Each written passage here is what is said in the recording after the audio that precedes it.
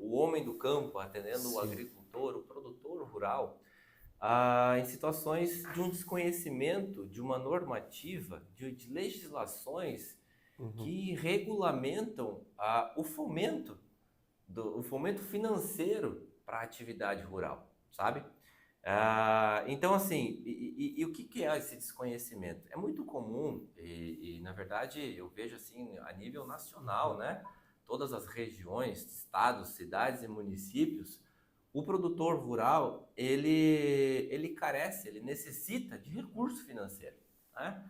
Isso para investir na sua produção, investir na sua propriedade, para que ele tenha uma constância na sua atividade rural, né? Sabemos que existe também o fomento o rural, né? Plano Safra, Pronamp, Pronap, tudo isso que é destinado ao produtor e que são recursos que são subsidiados pelo governo federal, Uhum. né? E que cada produtor, a depender ali da sua atividade, ele tem uma fatia sobre isso, né? E para Sim. que ele, de fato, a importância que ele tem na nossa economia brasileira, ele é o produtor do alimento.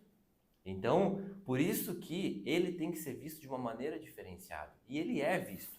Tanto que nós temos legislações que o protegem de maneira diversa do consumidor comum. Uhum. Vocês me entendem? Então, assim, e o que a gente vem falar e abordar, e o que é muito comum até para contextualizar essa situação, a legislação base, né, tanto que temos decretos, leis, mas a gente fala aqui como foco principal do Manual de Crédito Rural, tá?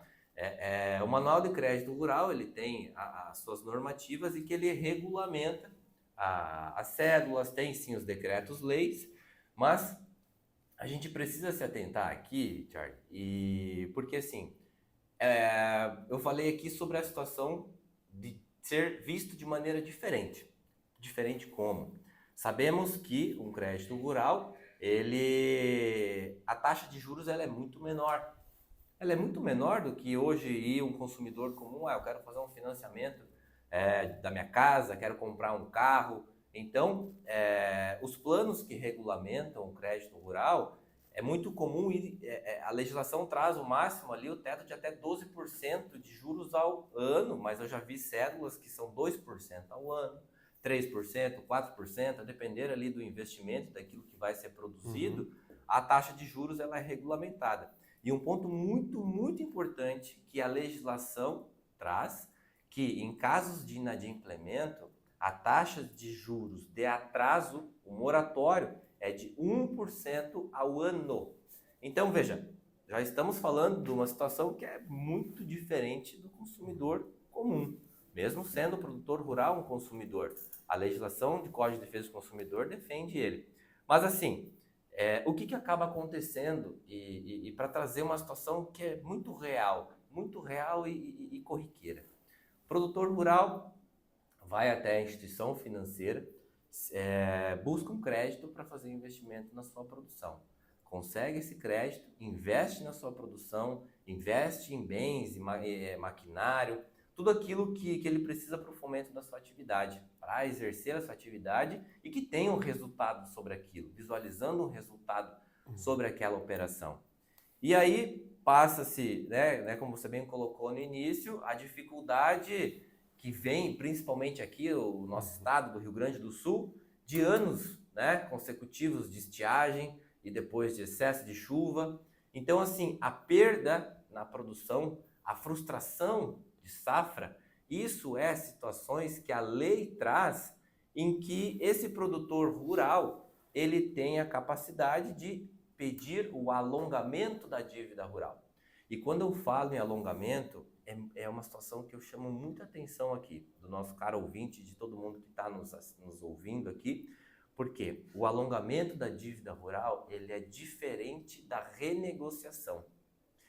Mas como assim? Como assim, Fernando? Bom, veja, sabemos que pegou-se o crédito, investiu na sua produção, teve uma perda por uma situação, oscilação de preço, muitas vezes, não choveu o suficiente ou choveu demais, perdeu aquela produção, perdeu ou teve Uhum. uma perda parcial, né, Sim. sobre aquilo lá. Chega até, sabe que ele tem um vencimento para honrar com aquele compromisso, vai Uhum. até a instituição financeira e fala, olha, eu não consigo pagar, porque eu passei essa adversidade, eu não performei, não tive o resultado que eu esperava por conta de chuva e tal. Então é muito comum nessa situação a instituição falar assim, viu, fica tranquilo, eu vou te ajudar nisso. E aí, nessa situação, veja, eu falei de um crédito que é subsidiado pelo governo federal, e a instituição muitas vezes oferta um novo crédito para esse produtor, para que ele oferte esse novo crédito, para que ele faça um novo investimento e faça essa renegociação. Muitas vezes acontece quando ele vai sozinho. Só que um problema que ocorre, que é muito corriqueiro, acontecer o desvirtuamento da célula de crédito rural. E quando eu falo em desvirtuamento, eu estou falando de uma alteração de uma cédula originária, que tinha regulamentação de juros, encargos moratórios, regulamentado pela lei, para uma cédula de crédito bancária. Com muitas vezes a gente já se deparou com juros Uhum. mensais, juros ao mês de 2 a 3% ao mês. Então, imagina uma obrigação ou um financiamento rural sobre um crédito que antes, uma taxa de juros anual de 3%, passando a ser ao mês. Só que assim, há um momento, um conforto momentâneo, porque aquele produtor se depara com uma situação em que, tudo bem, eu não vou precisar pagar, mas eu sei que eu vou conseguir para o próximo ano ou o ano sucessivo, mas ele às vezes não se dá conta do valor que isso tudo vai chegar. Então, assim, Charlie, é uma situação muito delicada, porque eu sei Uhum. que o produtor que está no campo é um tema sensível, e ele vir e falar e pedir ajuda para quem entende, não é de maneira nenhuma um ponto que coloque ele numa condição, você está devendo. Não, muito pelo contrário. Uhum. Existe normativas do que a gente está falando aqui, e a mensagem que a gente está espalhando é sobre ter informação, Uhum. é sobre ter elementos em suas mãos que ele pode chegar até a instituição e falar assim, veja, eu não estou pagando porque eu não quero, eu não estou negando dívida de maneira nenhuma, eu só preciso ter um prazo, um alongamento, eu preciso que se mantenha as características desse contrato para que eu pague com a minha produção. E um lema que a gente utiliza no nosso escritório, no nosso atendimento, é que dívida de campo não se paga com bens e propriedade, se paga com produção, com uma produção que ele precisa tanto, não Uhum. só trabalhar no campo para pagar a Sim. dívida, mas para que ele tenha a sua subsistência, para que ele consiga pagar um médico para o seu filho, se precisar, pagar uma viagem, porque ninguém trabalha de graça. Todo mundo precisa ter uma vida digna. Você me entende? Até porque, se for pagar por propriedade, né, ou com as suas propriedades, vai chegar um momento ao qual o produtor não vai mais ter recursos, né, vai se obrigar a sair, inclusive, também do campo, né? Mas, indo nessa seara, Fernando, existe algum limite de renegociação ou alongamento, da dívida desse produtor, né, que ele possa pedir aí para sua instituição financeira? E outra questão, né, também que eu já aproveito, né, para fazer a pergunta, o próprio banco, né, a instituição, enfim, ela pode negar aí também fazer essa renegociação, o alongamento, enfim, né, sugerir, olha, é melhor a renegociação, não vamos fazer o alongamento, né? Mesmo com base aí na lei, o que o produtor aí deve fazer nesses casos aí, de que forma que ele deve agir para que ele possa colocar também em dia as suas contas, que como o senhor falou no início, né, ele quer pagar, né? Ele fez o financiamento, mas ele quer pagar também. Muito, muito boa a sua colocação, Charlie. Então veja só, a legislação ela não traz um limite sobre quantos alongamentos ou até mesmo prazo sobre isso, sabe? Uhum. Mas o que a gente se depara aí hoje, como que é um trabalho técnico muito bem elaborado, que a gente assim sempre, cada caso, esse é um tipo de caso que não existe um copia e cola, por exemplo, vamos assim Sim. dizer. Ele precisa ser analisado cada caso de maneira muito individualizada. E hoje, o nosso atendimento e o que a gente faz, e para provar, porque veja, quando eu falo numa seara de legislação, processo e direito, muito é sobre provas. Uhum. Então, como é uma prova para isso? E inclusive falando sobre o tempo. A gente trabalha hoje com dois profissionais que são de alto conhecimento sobre isso, que um deles, todos eles são fundamentais, mas um que eu vejo que ele tem grande peso numa situação processual, vamos assim colocar, que é o engenheiro agronômico. É um engenheiro que entende sobre perdas e frustrações e oscilações de preço, que ele entende sobre aquela atividade daquele rural, daquele produtor, ele entende sobre, inclusive, essas oscilações e dificuldades enfrentadas no campo, de um traçado histórico sobre tudo aquilo, de anos anteriores e meses anteriores e tudo aquilo que desencadeou. E não só isso, ele consegue mapear tudo isso que aconteceu e ele consegue entender como é a produção daquele produtor e fazer um planejamento financeiro para que ele consiga pagar com a sua produção. E muitas vezes a gente se depara com situações de carência. O que é a carência? É suspender todo e qualquer ato que o banco pode estar tomando de buscar bens e negativar e pôr no Serasa, inclusive limitar o acesso ao crédito a esse produtor. Então, assim, não existe na legislação um prazo determinado. E, inclusive, quantas vezes isso possa fazer? Porque vamos pensar, eu fiz um planejamento com um engenheiro agronômico, traçando a perda, primeiro ponto, e traçando porque eu olho para trás para entender o que aconteceu. E eu vejo a situação atual e eu planejo o futuro. Então, assim, eu vejo situações em que a gente se depara com situações em que foram a deferimento do judiciário, né? De 2, 3, 4 anos de carência para começar a pagar e então um planejamento de pagamento de 5, 6 anos, 10 anos, tudo depende. Então não existe um prazo taxativo sobre isso. E respondendo a outra pergunta sobre se o banco não deveria ele mesmo analisar, eu te digo que sim. E eu te digo que eu lamento porque isso não acontece. Porque nós temos não só a legislação, mas uma matéria sumulada pelo STJ lá em Brasília, que determina que a instituição financeira deveria ofertar, porque isso é um direito do produtor. Não é um favor que a instituição faz para o produtor. Isso é um direito que quem tem, e eu falo em direito não é a favor, eu reforço isso, do produtor rural ter o alongamento. Então, em fóruns entre advogados que são do agro, a gente até brinca que essa súmula 298 da STJ deveria estar estampada na porta da instituição, porque muitas vezes eu entendo que financeiras são empresas que vendem dinheiro. A troco de quê? De mais dinheiro.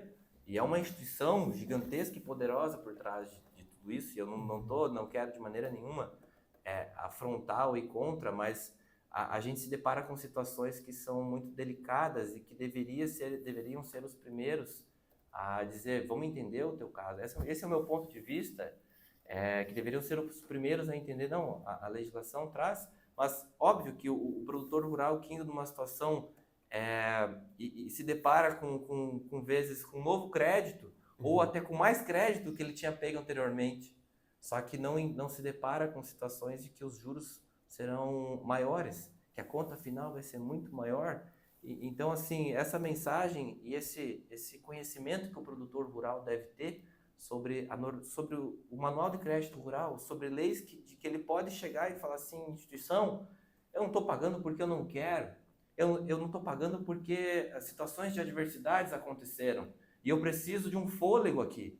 Eu preciso continuar a produzir, eu preciso sim de crédito às vezes, mas essa dívida aqui, ou um novo crédito, ele tem que ser mantido as características originárias daquela cédula inicial, daquela cédula primária. Isso sim a gente estaria falando de uma equidade, de uma igualdade, de uma paridade de respeito com o produtor rural. Você me entende? Bom, e com essa questão, Fernando, também da propriedade rural familiar, nós estamos numa região, né, que muitas famílias, aliás, muitas propriedades são familiares, né? Se não a sua grande maioria ou totalidade também, né? É, essas propriedades, elas podem ser penhoradas aí pela instituição financeira justamente pelas dívidas agrícolas ao qual está acumulando, que às vezes, como o senhor falou, acaba girando uma bola de neve, né? Ela vai rolando, vai crescendo, né? Maquinário agrícola, os bens da produção, que mais aí, né? Enfim, outras questões também, né, que possam ser penhoradas aí junto ao banco justamente por causa dessa dívida e quais cuidados, né, o agricultor deve ter a oferecer, né, sua propriedade como garantia à instituição ao qual ele vai buscar o contrato aí da sua produção. Charlie, maravilhosa essa pergunta, porque a gente está diante de situações em que falta um cuidado muito grande. Veja, eu vou falar agora da Constituição Federal. A Constituição Federal é a nossa lei maior, em que regulamenta que até 4 módulos fiscais são impenhoráveis numa terra produtiva. Então, sim, nós estamos aqui numa região que são propriedades pequenas, que muitas vezes não atinge esse montante de propriedade, de quantidade de propriedade, que são o módulo fiscal, o módulo rural para isso. E isso a Constituição traz como uma propriedade que ela é impenhorável se ela está sendo produtiva para aquela entidade familiar, para aquele grupo familiar, para aqueles familiares. Mas isso acontece e muito. E quando uma situação se depara com uma defesa técnica que ela não explora esse ponto e comprova isso para afastar essa penhora, Sim. muitas vezes a pessoa perde sim a sua propriedade, ou até mesmo por pressão da instituição, mas você deixou, você deu a sua penhora. Só que hoje há um embate jurídico, porque a manobra que tem acontecido é a própria alienação da propriedade em detrimento do financiamento. Porque, veja, quando eu estou falando isso, eu estou deixando a propriedade e hoje já a legislação e decisões também dizem, não, mas espera aí, você está... é como se você estivesse financiando a sua propriedade, porque aí é como se fosse, eu supero esse obstáculo da impenhorabilidade da propriedade, da entidade familiar, da propriedade familiar. Mas há discussões correntes, tanto doutrinárias, e a gente fala tanto a jurisprudência, que são as decisões dos tribunais, que estão entendendo que, não, mas espera aí, o banco deveria ter tido, a instituição deveria ter tido a observância que ele está pondo em garantia uma propriedade que é impenhorável. Então, é discutível tudo isso, só que eu sempre vou e parto do pressuposto do que a lei traz. Então, a legislação que está vigente, que é a Constituição, que é a impenhorabilidade sobre a propriedade rural de até 4 módulos fiscais. Então, a gente precisa ter esse entendimento em situações, mas quer dizer que não vai pagar? Não, não é isso, mas essa propriedade ela é impenhorável. A gente precisa abordar esse tema. Você me entende? E aí, outro ponto também sobre o maquinário, sobre inclusive a produção, né? Porque é muito comum situações, mas eu coloquei a produção, o resultado, meus grãos, a minha safra, eu penhorei, né? Colocou lá como garantia. Mas se eu for discutir que aquele resultado naquela produção, ele advém de um crédito que é alimentar, como se fosse uma verba, equiparando a um resultado salário, aí eu te pergunto, salário é penhorável? Não, eu não posso penhorar um salário. Então, mas o resultado daquela produção eu estou podendo? Eu entendo que não. Então a gente precisa trazer à luz uma situação que, peraí, aquilo que você penhorou porque são grãos, a gente entende como bens, então veja, mas se eu provar e trazer uma discussão que aquilo é resultado e é o meu salário, então eu estou falando de uma impenhorabilidade sobre aquele resultado também. Só que, obviamente, que tudo tem que ser muito explorado, muito bem trazido à luz, e eu acredito que dificilmente administrativamente a gente conseguiria superar esses obstáculos. Somente eu vejo com a força do judiciário, apresentando isso efetivamente sobre isso e fazendo esse pedido, falando, não, instituição financeira você não pode, porque está aqui a lei que me protege. Então, e com uma decisão judicial, com entendimento, trazendo para o juiz, para o magistrado, essa legislação que, como eu falei, é uma lei antiga, mas pouco difundida e pouco conhecida, muitas vezes a gente precisa falar assim, não, tá aqui, tá na lei, são decisões, e aquele caso, até a gente estava discutindo ontem, tudo é prova, eu já trouxe aqui, a nossa região aqui, o Novo Xingu, aqui Constantina, tudo, temos decretos de calamidade que aconteceram. Então, tudo isso é prova de que o pedido do alongamento, o pedido da impenhabilidade, tudo isso que a gente está falando aqui é fato notório, é fato conhecido. Então, a gente precisa proteger esse produtor. A gente precisa levar essa informação e que ele chegue até uma instituição e se ele for por conta e negociar e falar assim, não, mas espera aí, isso está injusto. Porque, Charlie, é tanto assim a situação que eu vejo de carência da informação que muitas vezes a gente se depara com a recusa no fornecimento do próprio documento. E a gente que trabalha com o direito, em que situação que eu faço um contrato e que a outra parte não tem direito à cópia? É absurdo pensar numa situação dessa. Me desculpa, mas isso me revolta. Porque nós estamos falando de um contrato, estamos falando de pessoas, estamos falando na liberdade, sim, do contrato. Mas eu vou negar um documento? Isso aqui fica a minha revolta, fica uma situação que eu entendo que não é justa. E a gente precisa trazer a igualdade. Compreende? Estar com o nome negativado, ele impede que a instituição dê novo acesso ao crédito rural a esses produtores negativados? E até que ponto é interessante para essas pessoas que talvez não tenham conhecimento, né? Às vezes pega uma caneta, um papel aí na mão, né? Faz a sua conta, né? De quanto que eu posso pagar por mês, quanto que eu posso pegar para que eu possa, né, sobreviver lá na minha propriedade e ter, né, um assessor aí junto ao seu lado falando, não, é melhor aí você ir por esse caminho, é melhor você ir para aquele caminho, né? Enfim, até que ponto isso é bom para esses produtores aí que acabam sofrendo, né, porque é imprevisível, né, o tempo, né? Hoje nós estamos aí com 4 safras ao qual ocorreu aí decretos aqui no município de Constantino, municípios aqui também da nossa região devido à seca e também, né, no ano passado devido às chuvas, né? Então os produtores estão também alarmados com relação a isso, né? Até que ponto, né, a pessoa negativada diante de tudo isso, a instituição pode, né, não ofertar um novo crédito para ela e até que ponto também é interessante buscar um assessor para que ele possa orientá-las. Legal, legal, Charlie. Então vamos lá. Hoje, procedimento de alguém que está com o nome no Serasa, alguém que está negativado, é muito comum e, de fato, a instituição nega crédito, tá? Então, mas a gente sabe, estamos falando aqui a todo tempo, de ter crédito e continuar produzindo. Como que eu faço, como que hoje um produtor que já está com endividamento, já não conseguiu pagar a sua obrigação, vai conseguir crédito e ter esse cenário todo que a gente está desenhando aqui, Sim. que a lei traz?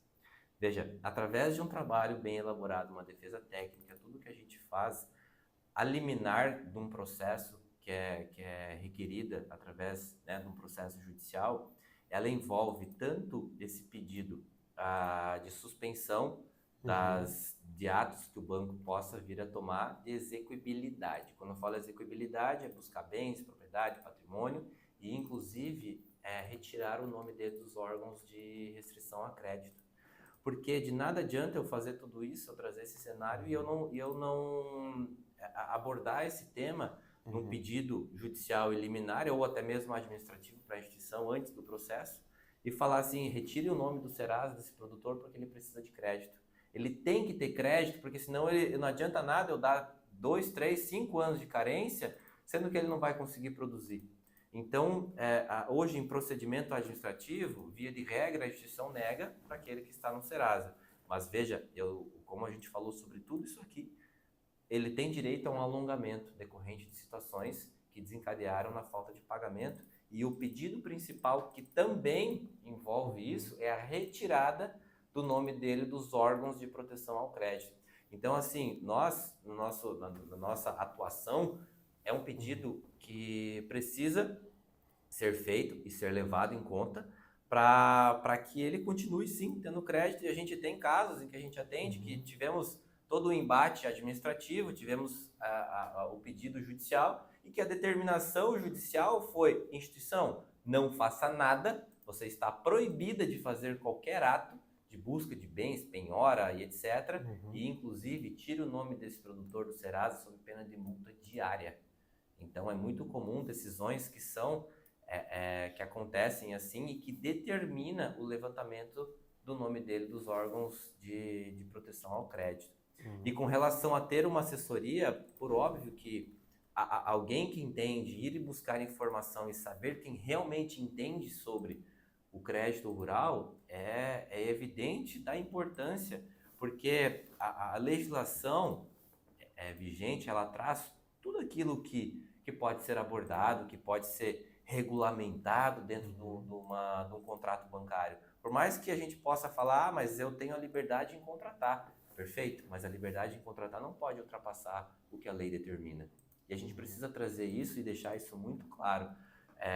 Busque informação. Veja, nós estamos trazendo um tema que é muito interessante e a gente se depara com, como assim? Tem um manual de crédito que me protege?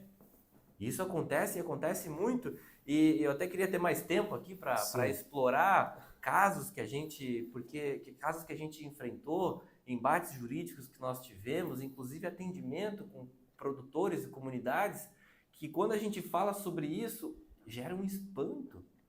Mas só que assim, eu entendo que cada um tem que entender da sua área.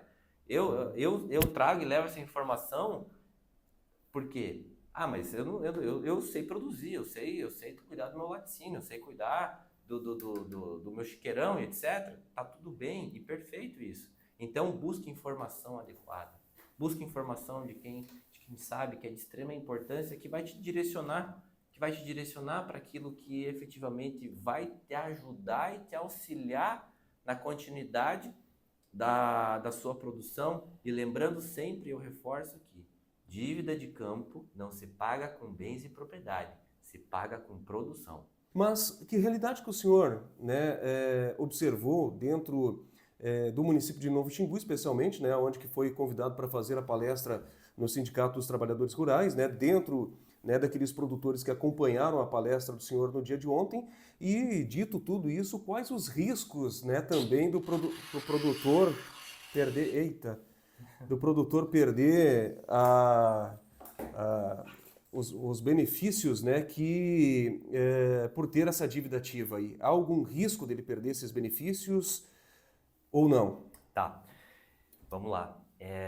Hoje a legislação e a situação do judiciário que a gente faz, Sim. A gente consegue observar e revisar, vamos pensar assim numa revisão, até os últimos 10 anos. Nós conseguimos trazer e discutir contratos que foram levados, assinados, contratos que foram firmados até 10 anos, isso trazer à luz. Sim. Contratos, perder esse direito? Eu diria que não perde, está na lei. Tanto que eu te falei sobre uma revisão, contratos que foram desvirtuados, e quando eu falo desvirtuamento, é aquilo que a gente falou sobre uma cédula de crédito rural passar a ser uma cédula de crédito bancária, com taxas de juros totalmente diferentes. Mas é muito comum em defesa bancária vir, mas ele usou o limite do cheque especial, o limite do cartão de crédito, mas sim, ele usou, mas para pagar o quê? Pagar o combustível, o diesel do seu trator, pagar a compra do insumo, pagar a compra da sua ração, tudo foi utilizado para a atividade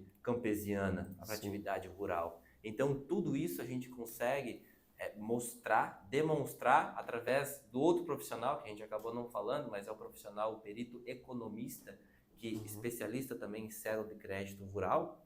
Então, esse direito não se perde, esse direito se traz à luz. E esse direito a gente consegue discutir, porque eu já vi muitas situações, a gente já se deparou com situações, inclusive, que por conta do desvirtuamento da cédula de crédito rural para uma cédula de crédito bancário, retornar as características iniciais, inclusive anular aquele contrato que foi firmado em caráter de desvirtuamento. Então, o direito não se perde, a lei está ali, e ela está ali para ser usada, e ela tem que ser usada. Então, assim, eu digo, o meu caro ouvinte que está aqui, que está diante de uma situação dessa, busque ajuda de quem entende, auxílio jurídico, se necessário for, e eu digo que muitas vezes e entenda a tua situação real, olhe para trás, veja o que dá para fazer, entenda o presente e planeje o seu futuro. Sabendo, mais uma vez eu reforço, dívidas de campo não se pagam com bens e propriedade, mas sim com a produção.